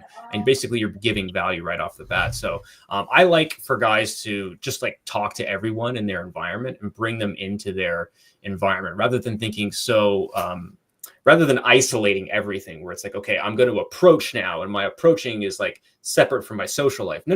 Like you should bring it all together. It's like for the guy that's on a college campus, right? If he approaches a bunch of women and it doesn't go well, he's going to be labeled a weirdo on campus. Whereas if he approaches in this way, he'll be one of the cooler guys on campus. And I think that logic should apply also to after college as well too. No, I do something very similar, but just with Instagram, honestly. So you just get the IG and you're like, all right, approach IG. And then over time, my IG through stories and me posting and stuff like nurtures them almost, gets them like really 100%, comfortable 100%. and familiar, and then slide in the DMs, set something up, and boom. Yeah. I think there should be there's something to be said for having like periods of practice that are like super low pressure with no consequence, and then like game day, right? So I think for guys that are learning to, let's say, become a bit more like sexual or to like make a move or some shit, Right. that's a lot easier to do with just some random girl at the bar that you're never going to fucking see again. It doesn't matter. I wouldn't do that on your campus with some girl you're seeing every day in class. Yeah. And I wouldn't do it at some event you've been planning for a month and then you got a bunch of girls there and now it's like really difficult and you feel a lot of pressure. So I love the idea of what you mentioned of having this funnel where it's like, if it's going really well with a girl in a nightclub, cool, I'll just take her home. But if I'm not there yet and it's not going that well, and I'm struggling this bit, invite all these girls to a party. Now you've got a good ratio, you got some pre-selection there, you got some status. But for a lot of these guys, like if you don't have those social skills, you need somewhere easy to kind of practice them. So I do think there's like a time and a place for kind of both. But having that funnel is fucking a huge game changer because you're going to convert all the girls that went into you already to these parties. Yeah, 100%. I like doing active things. So like, and here in Austin, sometimes people will go like paddle boarding, I'll invite them to like, sometimes I'll be doing like a group workout that you do like, and then you get drinks afterwards. It's fun. Or like, I'll even do like a hike on a Sunday or something like that. I like active things to invite people to, in addition to the parties that I have. And so it's more like I just bring women into my environment, and the women that like doing the same shit that I'm doing, we're either going to be friends, we're going to be boyfriend, girlfriend, or it's going to be like something casual where we hook up. And it's done by me doing things that I already enjoy doing so I can enjoy my life rather. And I think a lot of the guys who do like the pickup stuff, I think it's good to start out by getting those skills, but they feel like their life is so separate. And for me, it's like, this is my life already. I'm bringing them in. That's kind of how I like to look at it. I get.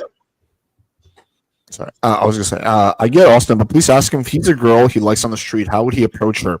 Would it always feel like a disadvantage for a man? I'd love to hear his view. Yeah, so there are 1,000 ways to skin a cat, but the way I would do it is I usually tend to go indirect almost always. I never lead with validation. I never go super direct in any case. However, through my vibe and my body language, the way I smile, like there's an underlying tone that obviously it's not. I'm not talking in a platonic sense. Like that's just the vibe I give off. And so through that, depending on the reciprocation I'm getting back, we go for the number of IG, and then I have more of a back end game sort of thing, like kind of how I described, where I'll approach, talk a bit, and then through the IG, I have a nurture sequence, if you will. Yeah, he's got a full email sequence prepped. Yeah. He's got a setter on it. I got a nurture sequence. Use it HubSpot. Yeah, but honestly, it's I'm not gonna lie, it's very rare. My life setup and what I do on a day to day, I'm not really out on the street like that. I literally go to the gym and work all day on the computer at home. Maybe on the weekends I'll go out, but Yeah, I think it's good to start out in that sense, but you eventually want to get to a system where you're not cold. If you're cold approaching women on the street after living in an area for 6 years, you probably done something wrong. Like you haven't set up things correctly. Yeah. I mean, maybe this pushback is not what you meant by it, but I think there's always room for cold approach. Like that's an area of funnel that I think you can always use. Like me personally, I love going out and partying, and if I see a girl on the street, like I want to go up and speak to her, right? So maybe that's not what you meant. Maybe you meant like these sessions, like 4 hours of people at day gaming or some shit. But yeah, I think it's like a good start of the funnel cold approach, and I think it's like fun and interesting to do. If you see a girl, I think go approach her. Yeah. So I didn't mean to say like you can't, like once you have your circle established, like you can't approach if you see it. It's just you're gonna do it a lot less often. Like it's not gonna be something that you're gonna be like regimented about it. Like you said, like 4 hours at a time. I actually don't recommend doing that in general. I recommend kind of like, okay, I'm gonna go get a sandwich, and on the way, there's gonna be hot chicks there, and I'll talk to some of them. Yeah. You know. Yes. Cool. Austin, when will the Red Pill Avengers all reunite? You guys all together were motivating and entertaining. You and MJ, I learned a lot of game from. I don't know who the Red Pill Avengers are. You guys got a superhero team we don't know about? Something like that. It's it was me, FedEx Fearless, Steph is Cold, MJ Get Right. You guys have probably seen some of them. We came together like in 2021, started traveling together. We went to Colombia, we went to Miami and New York, and we just vlogged it. And I needed a catchy title. So I was like, oh, Red Pill Avengers. And it just kind of stuck. But sorry, Justin. Red Pill Avengers is no more. I spoke about this on my Patreon. I'm not going to get too into detail about it. But yeah, you'll likely never see all of us together ever again, honestly. Cool. Drama. What happened? Who do you hate? Yeah, I mean, it's no drama. It's no drama, but like people just grow apart, you know, and we just you heard it here, guys. On their own shit, you know. I think somebody got a loyalty test done on him. Yeah, one of the guys paid me to do a loyalty test, so I reached out to Austin, and then he came on my podcast, and they were like, "Fuck this shit." Somebody got a loyalty test and it didn't go well. That makes sense. That's fair. What do you? So here's the. Do you consider yourself red pill, Austin? Do you not agree with that term? I was talking to Marcus about this earlier. Yeah, sorry if I missed it. Yeah, I would say that my view red pill, but there's a nuance perspective to it because I'm not hardcore red pill and the idea of which people would think of a typical red pillar. Mm-hmm. So identification, if I had to pick a pill, I would say I am more red pill than not. Mm-hmm. However, I'm on the less extreme side of it. Makes sense. Yeah. I like when I originally, dude, this is back in like 10 years ago when I first read about the red pill. It was like a post on Reddit, and I read the post that was like all the tenets of the red pill, and I was like, I agree with everything. This makes total sense. And I would probably still agree with everything if I read it now. But I've seen some people who consider themselves red pill or adamant followers of the red pill just get like way too negative towards women. I'm like, guys, like women are fun, man. They're awesome. Like, don't you guys know that? Like, so I feel like it's gotten a little too negative. I feel like they've emphasized the negative part a little bit too much. This is my dude. Honestly, any community has like this. Like, if you think about like, okay, take being a liberal, right? There's liberals like me who just want to like give people universal health care and like have less corruption. There's liberals who want to have like, okay, we're gonna have 50 genders and you're gonna have to use everyone's pronouns and we're gonna fucking like, there's so many different shades of it, and like we can totally disagree with that kind. And there's like the same thing with red pill. There's like people who are like, yeah, here's what I think about being in a relationship. I feel like you should be cautious. I think marriage is not a good deal for men. Things I would probably agree with entirely. And then there's like the whole like super negative, women are all fucking 3 or 4 hoes, and the only way you can even meet a good girl is if you travel to like fucking Southeast Asia or Colombia. But yeah, there's different like subsects of each community, Yeah, 100%. What do you think about FaceTimes before dates to lower flake rates? FaceTime game can be a game changer for online dating. You guys do that? You guys FaceTime before a date? I personally don't like it. I'm against that. But how come? I'm curious. Because I feel like it's not necessary, and like if I do it personally, I think it'll be fine. I've done it a few times, but I think for guys who are like intermediate or beginner, it's just a chance for them to fuck things up. They make the mistake of if there's a weird vibe, the girl's not going to go on the real date. And also, Sometimes guys are not paying attention to like lighting and angles, so they look worse in the FaceTime than they do in real life. There might be a big discrepancy between the photos. And then also, I think another reason is that guys make the mistake of staying on for too long and killing all the sexual tension. And then like you've just had an hour FaceTime date, and now the girl's like, yeah, I feel like I already got to know him. So I feel like it kills the intrigue, kills the mystery. The only time I will personally ever do FaceTime is if the girl like just thinks I'm totally fake. My Instagram doesn't reassure her. My selfies don't reassure her. Then I'll be like, all right, I'll FaceTime with you for 30 seconds. Like, see, I'm real. I told you so. Okay, you owe me a drink. All right, cool. All right, I'll see you Thursday night. You know, that's my position at least. Yeah. And what about if it was a? Oh, sorry. I just wanted to check. What if it's a phone call? Like, is it specifically the video part that you don't like, or just phone call in general? You think guys are going to fuck it up?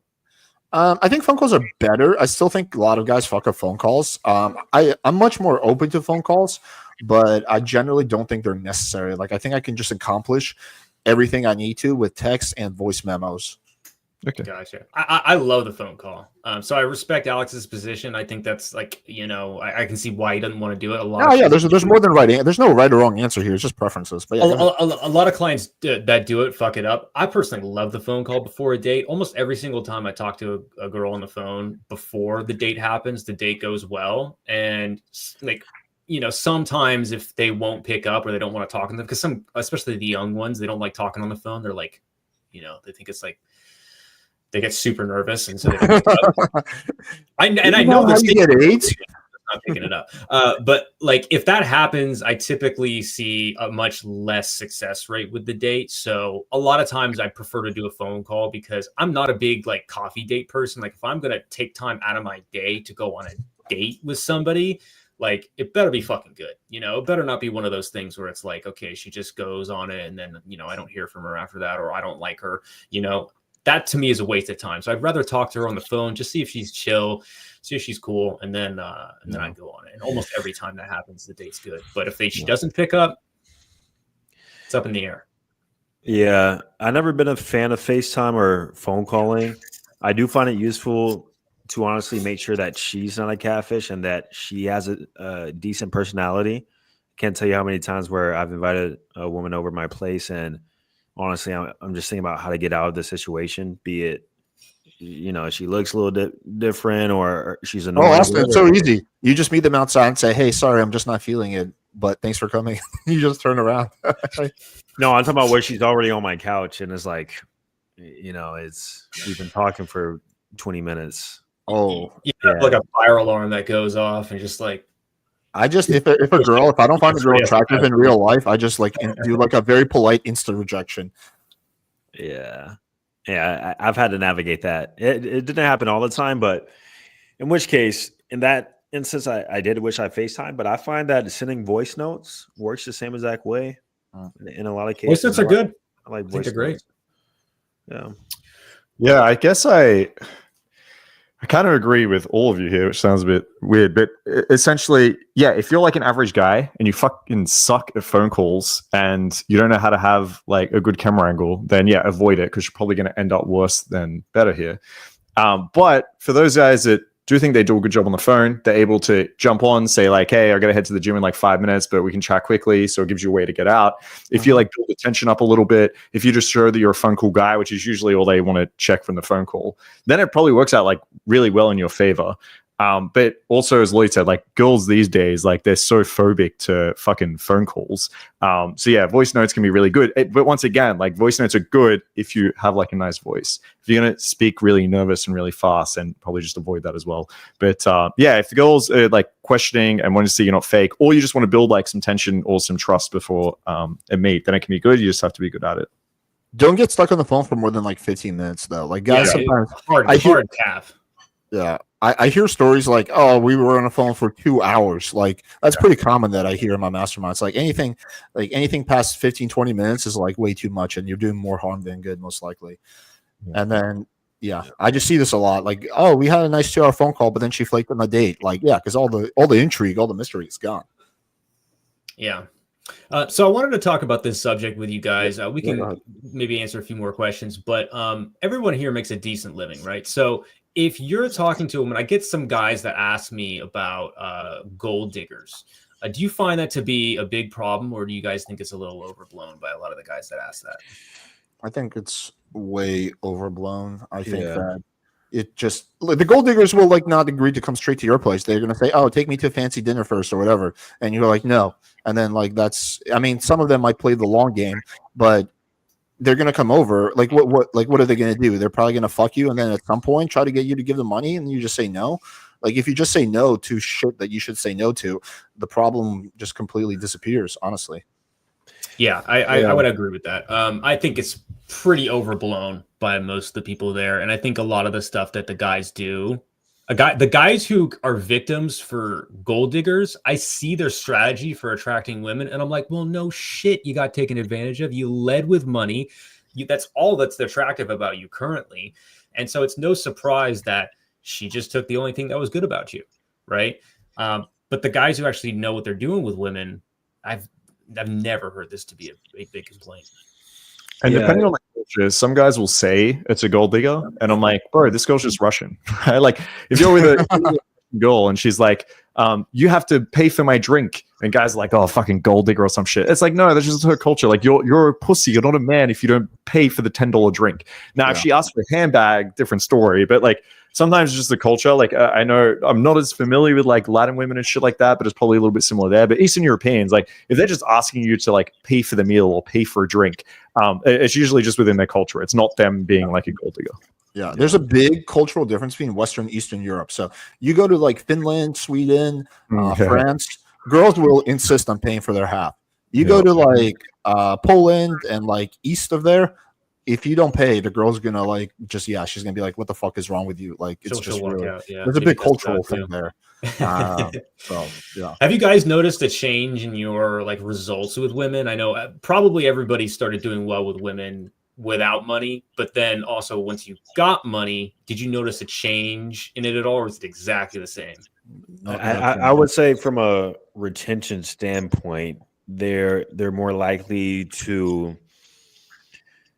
not only stick around, but want to take me seriously because they can see what I could provide for myself. But I think I noticed that more when I was like 23. I had a C8 Corvette, a Camaro, living in a big apartment, and I'm dating like 19-year-olds who are used to the broke frat guy. Mm-hmm. So I think from that perspective, it was a little bit different. But now that I'm 29, like it's almost like expected in some ways for me to have the lifestyle that I currently have. And I don't live extravagantly. I don't have exotic cars or anything like that. So I personally don't notice it so much anymore. But a few years ago, it seemed like after the first few days, they were trying to lock me down all the time. Yeah, I noticed with a lot of girls that, when I was living in, even to this day, the younger girls who had never been with a guy who actually could buy, drinks without sweating it, take her to a nice place, take her to a nice hotel and not sweat the bill, pick her up in a car that's like clean, respectable, and well done. I feel that test. My car is dirty as fuck at all times. Yeah, you drive like a fucking maniac too, Alex. I almost died driving with you. All right. They're more concerned about their safety when they're in the car with you. I'll suck your dick. I'll do whatever. Just let me out. Yeah, I think from a retention standpoint, it's good. You also get I used to have a lot of like one night stands with women that like have like a mattress on the floor. And because I was just like going out constantly and like I was just a slob, I would like not care that much, but I would be like, why are none of these girls like wanting to go out with me again? And then I looked at my room one day and I was like, okay, I think I see what's going on. The mattress on the floor, no closet, kind of stains everywhere. That probably is not going to retain any women. Which you can do. You don't have to be rich to do it. You can just take care of your fucking place. I'd say my experience has been different. Like I lived in places where I have the mattress on the floor, like the tiny room. My issue was always in the early stages, like getting laid. It was like after I got laid, like girls just seemed to like wanna like not all, but obviously like a sizable percentage want to like hang out again. I did not notice like living in a nicer place, having more money, changing that for me. The only thing I will point out is occasionally, very occasionally, when a girl either DMs me and like I get a date from Instagram because she watches my YouTube channel or is like a fan, which is pretty fucking rare. I'm not gonna lie, but when that does happen, those are really really easy. Like the girls who like who like I don't know, have watched my YouTube channel, those like really are super easy pulls. But aside from that, in terms of money, I haven't noticed any kind of a difference, honestly, personally. Gotcha. Cool. Yeah, I just want to know what your guys' experience with that was. All right, strategies on how to go up the verbal sexualization ladder. Holy shit! Has anybody used that word before? Before y'all get into this, Yeah, before y'all get into this, I do have to go. Way past my bedtime. I'm literally asleep usually by 8:30. No worries, no worries, bro. I know you mentioned that. You want to just tell the guys where they can find you? You just muted yourself, I think, bro. You probably hit your mic as you moved. Oh yeah, we can't hear you, Austin. One moment. We got you now. Just search. His name's Austin Dunham. Austin Dunham. Yeah, Austin Dunham on YouTube. Pretty simple. He has a big rivalry going with Austin Summers, so they're fighting for who's the best Austin. Yeah. Dude, somebody in the comments wrote, "Where's Autism Summers?" And I can't unhear that. Y'all hear me now? But yeah, dude, thanks for coming on. Appreciate you. You're welcome anytime. Take it easy, buddy. Nice to meet you, bro. Yeah, guys, check out Austin's channel. He's got some really good shit. Probably like I've never really considered him like that much of a red pillar, but if he is a red pillar, he'd be like one of the very few red pillars that I would actually recommend. Yeah. Most of the stuff I've seen him, he talks about looks and stuff. I mean, he's a great looking guy himself, so I assume that's his niche.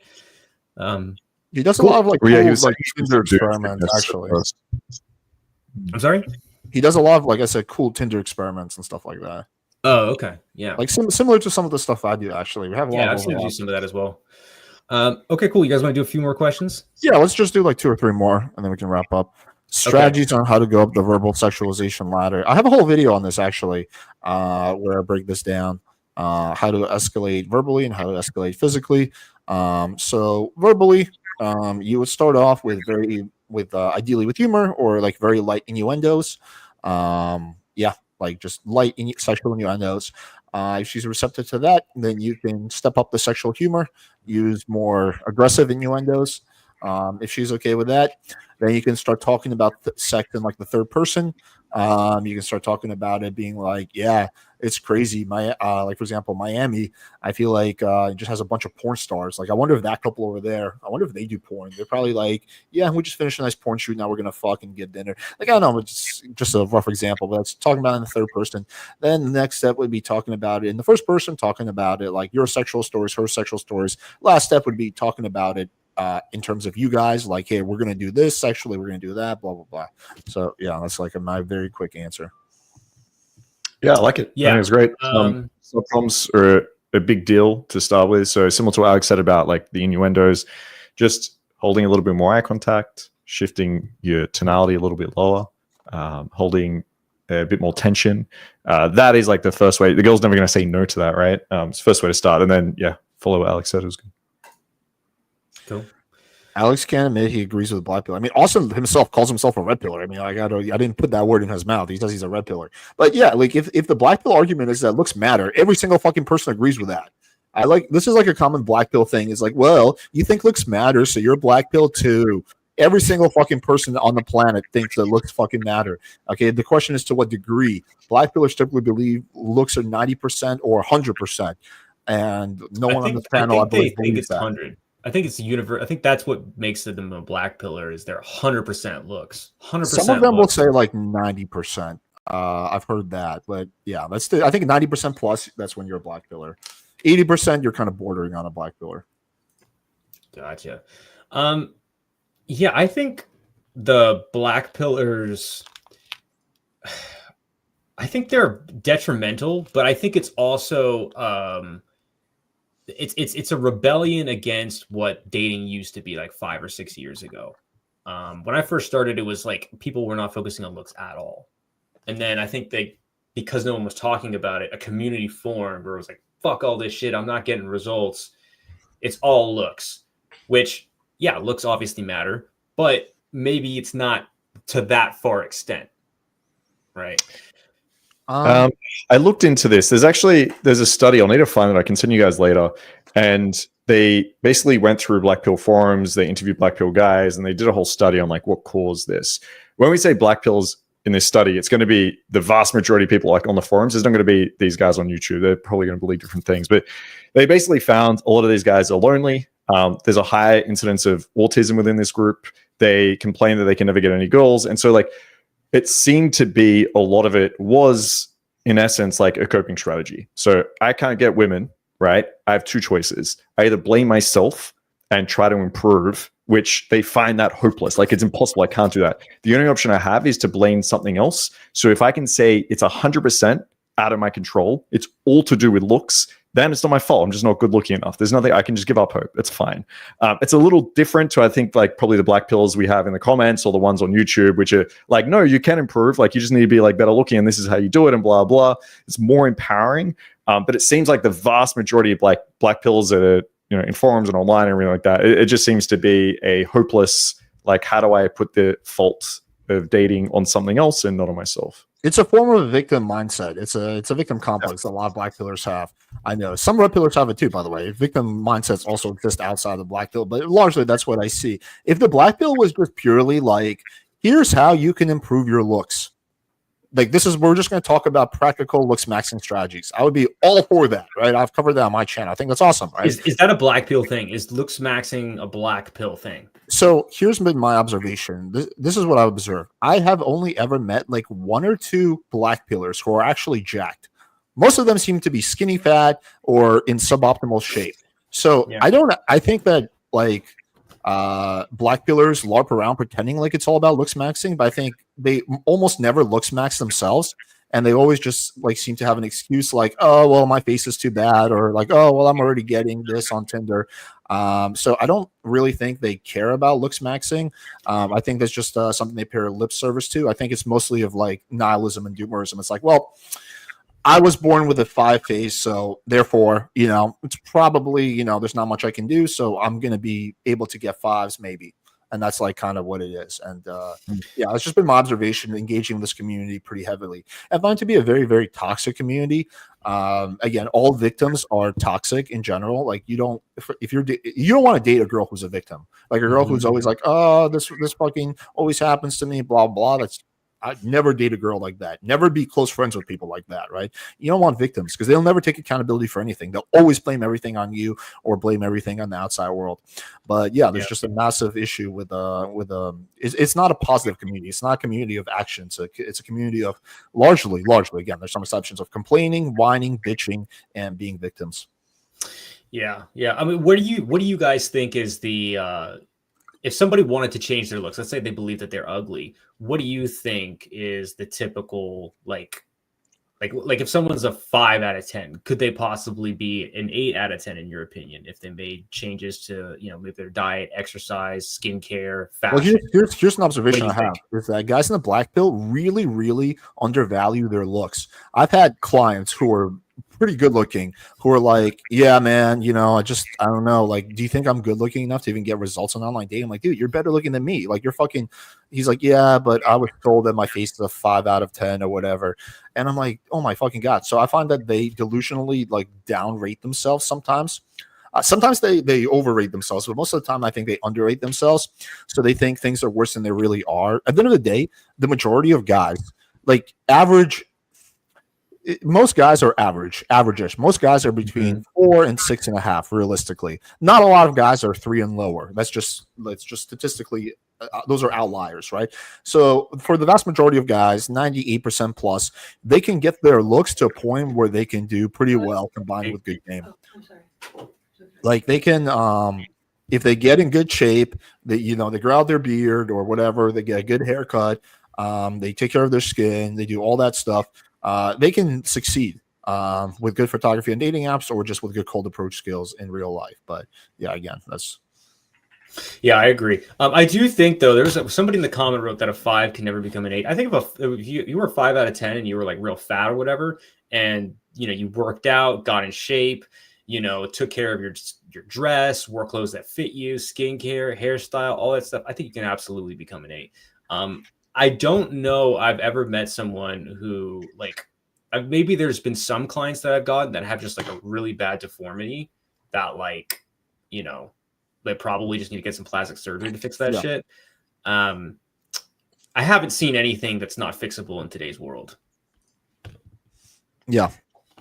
I've never gone to clients like that. I mean, if you're like, it's hard, right? Because like it depends where you're coming from. Like there are some things that are really easy to change that's going to improve your looks. So if you have a guy that we're saying is like a 4 out of 10, but he hasn't shaved, he hasn't cut his hair, like you can see these like before and after transformations of like, you know, the homeless people and shit, how they like clean them up and a 4 to an 8 with like just having a shower. And it's like, cool. Like, yeah, you can, but what if you're a guy that's done all these things and then you're still like a 5? It's like there is a limit here. Like if you're just really short, you're really short. Like you're not going to get like fucking height surgery or some shit. So I think there are some guys that can change a lot and improve their looks. There are some guys that you're just going to be stuck being not as good looking, and you can do what you can to improve that. But then at the end of the day, there's other things you can bring in there, which is when we talk about the game, right? When we talk about like social status or pre-selection, there are things you can do to make you more attractive outside of looks as well. So I think like no matter who you are, just work on everything, be as attractive as you can, and when you get to that point, then you're probably going to be okay. Yeah, I agree. I've seen women say this consistently. Let me know what you guys think. Every time I bring up the whole like looks versus, you know, game or whatever, they're always like, well, I would get with like an ugly guy if he was funny. Like they just think it's funny and that's it. And that's being a humorous or hilarious guy is enough to overcome your shortcomings in terms of looks. What do you guys think about that? Being funny? Not at all. I mean, the problem is like girls aren't very good sometimes at explaining what they mean by funny. What they really mean is a really attractive guy or someone that they find really attractive that tends to also make them laugh, right? Because they will find things funnier, like the halo effect, when it comes from someone they're into. Like I've had this before where girls have been really into me. I say something that's not even funny and they like laugh like crazy. And I'm like, dude, that's like, relax. There's not even, what are you talking about? And so I think like I've had students that aren't that fucking good looking, that aren't very charismatic, and they can go up and like be funny, but it's usually just not enough. Now, humor is great if you're adding it to your arsenal. I think it creates like an emotional roller coaster within the girl. It maybe will display some like social savviness. Maybe there's elements of that there. Maybe you'll have the attention of the group on you if you're able to like crack jokes and everyone's looking at you. But just saying humor alone is going to like sort this out for you is not the case. I just add it to like my arsenal of things that I'm using to build attraction.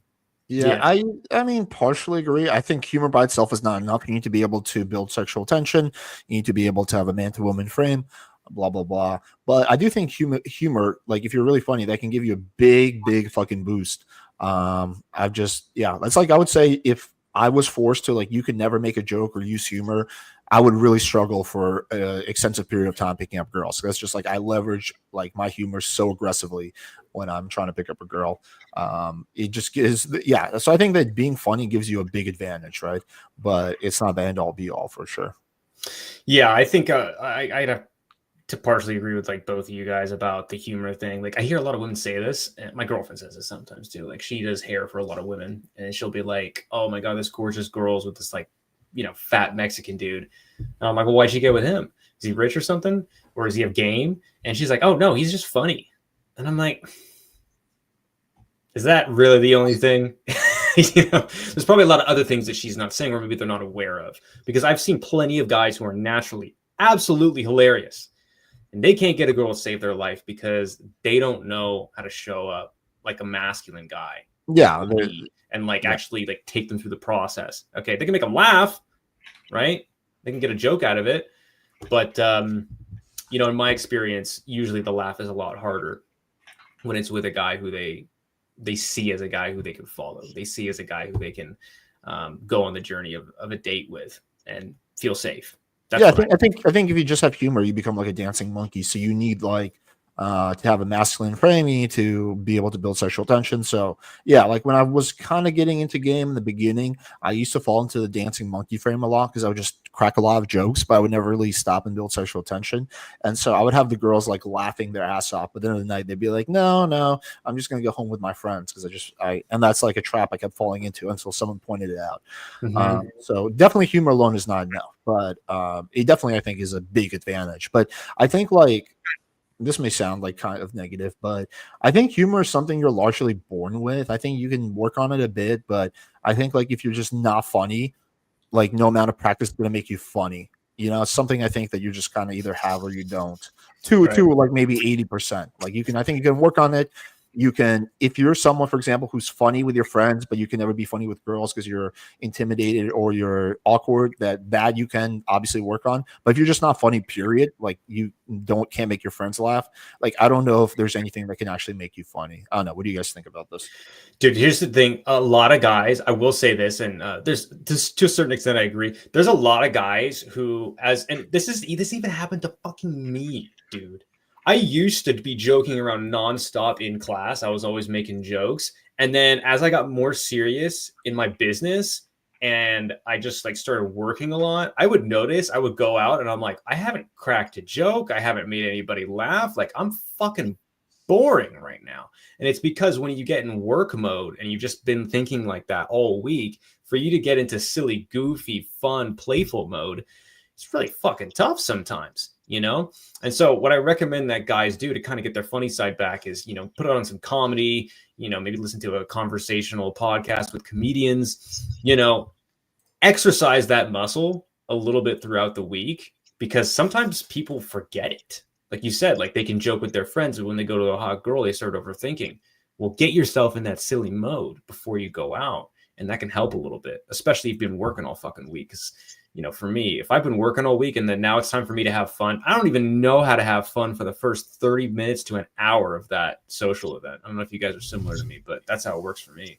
Not for me, because I'm just like joking around a lot in my day-to-day life, like just everyone who I have interaction with. I have roommates.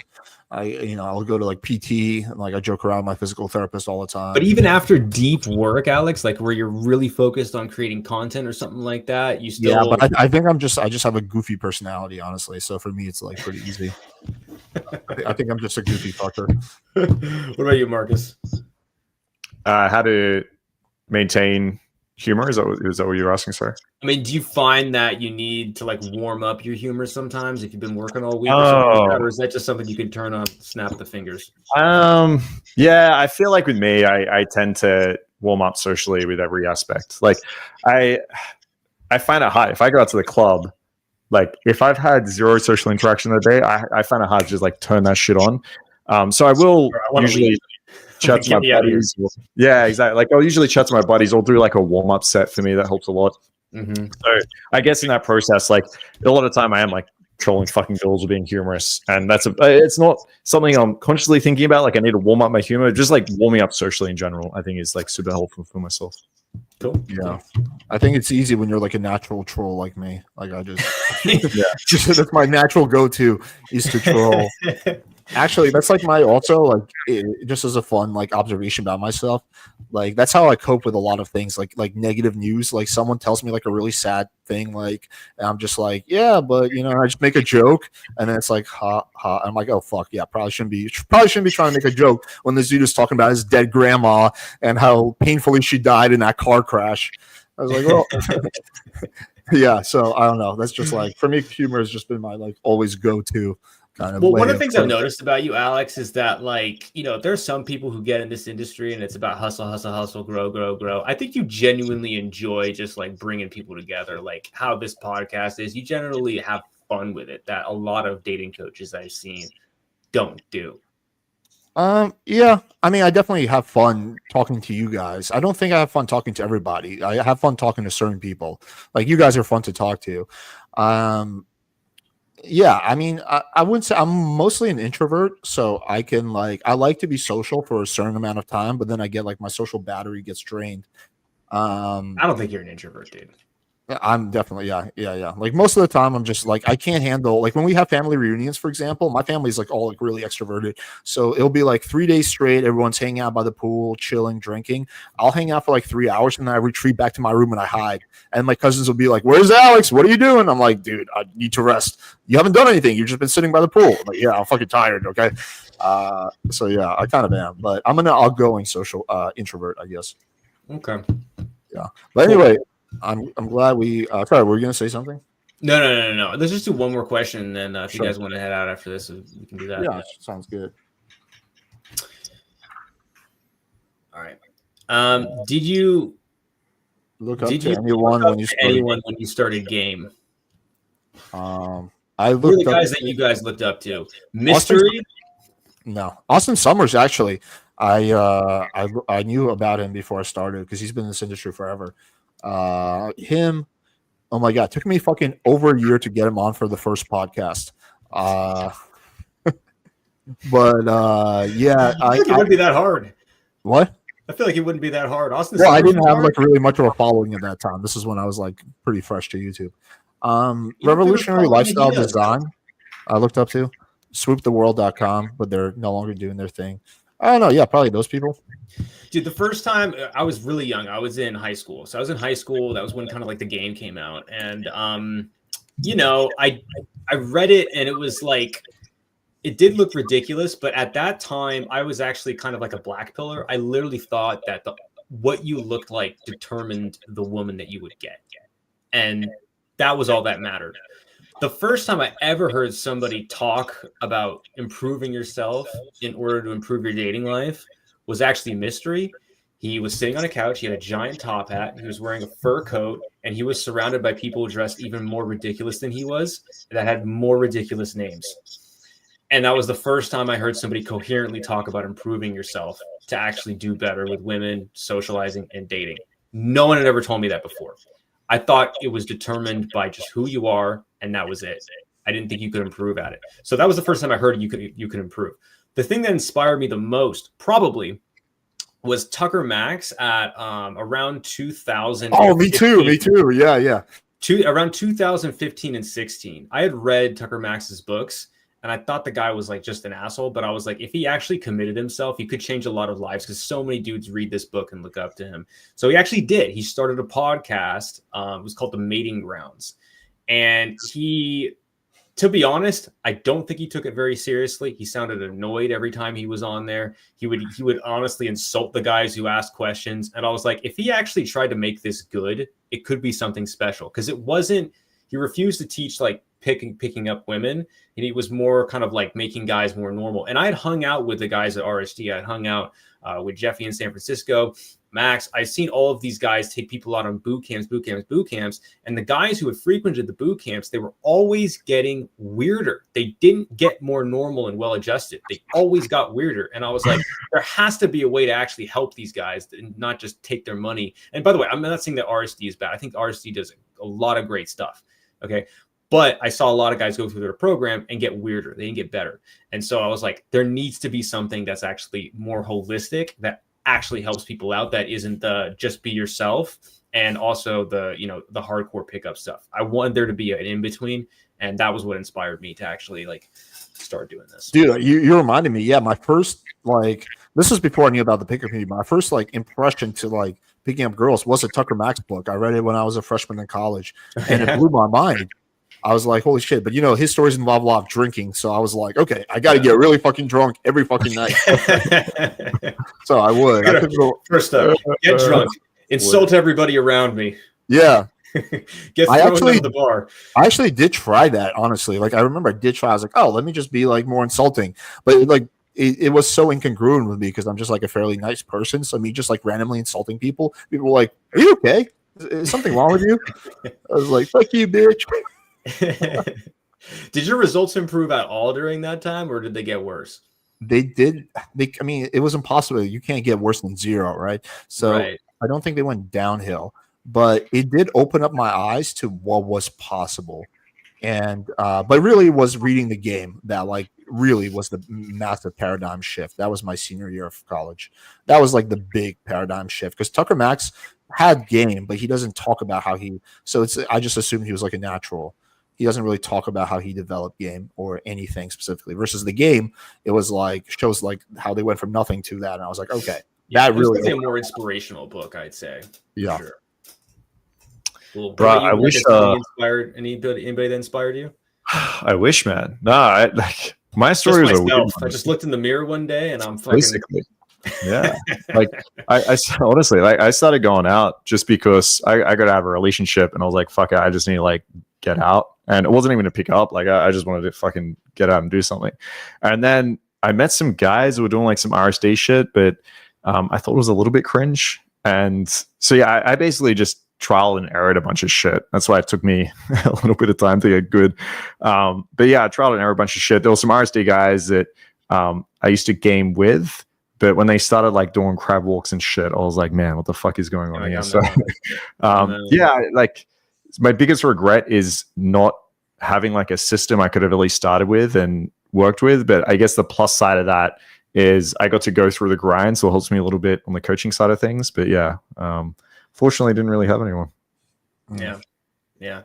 Well, it sounds like you had some people that were doing it around you. I mean, did you know that you could be successful at this, or were you just like, I hope I can get better? Like, all right, so here's the real story. Marcus was walking down the street and he saw Lindbergh. They marked eyes, and then they telepathically basically knew that, like, hey, if we team up, we can conquer the dating industry.